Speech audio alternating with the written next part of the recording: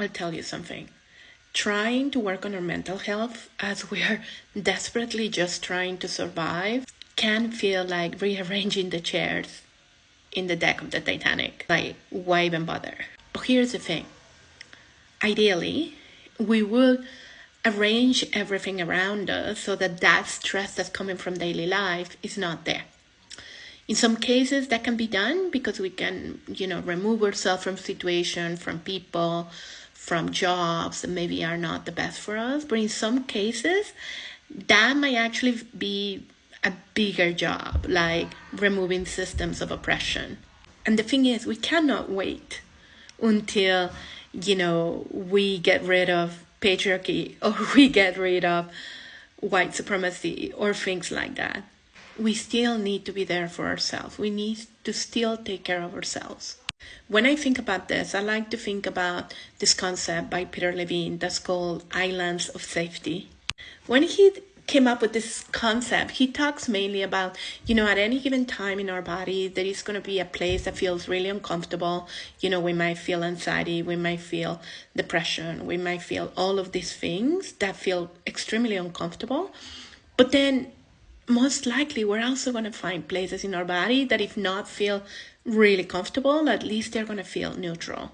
Sometimes it might be your feet. Sometimes it might be, the back of your legs if you're sitting. Sometimes it might be your back.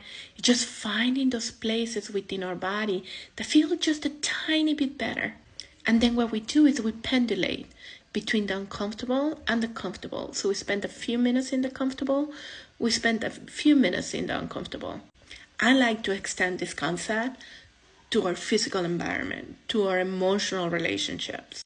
Finding our islands of safety in our space with people that feel safe to us is so important. I often think of these staircases, right? Most staircases don't just keep going.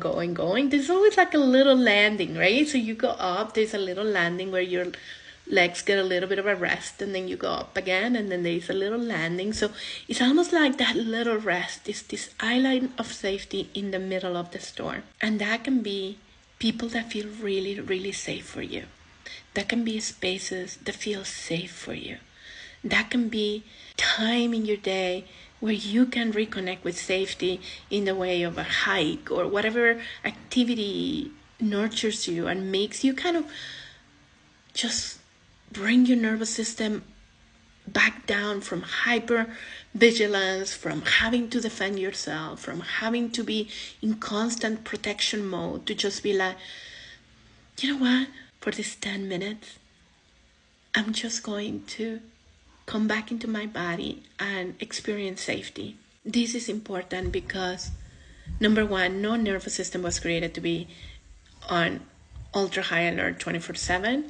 So this allows us to find that rest in between those peaks of activation. But it also reminds our nervous system that it is supposed to have this flexibility. It was never supposed to be like on high alert or down here in dissociation all the time. It was meant to do this, all the time. So it's bringing back some flexibility to your nervous system. I hope you find the people that allow you to feel safe being you. I hope you find the spaces that allow you to feel safe being you.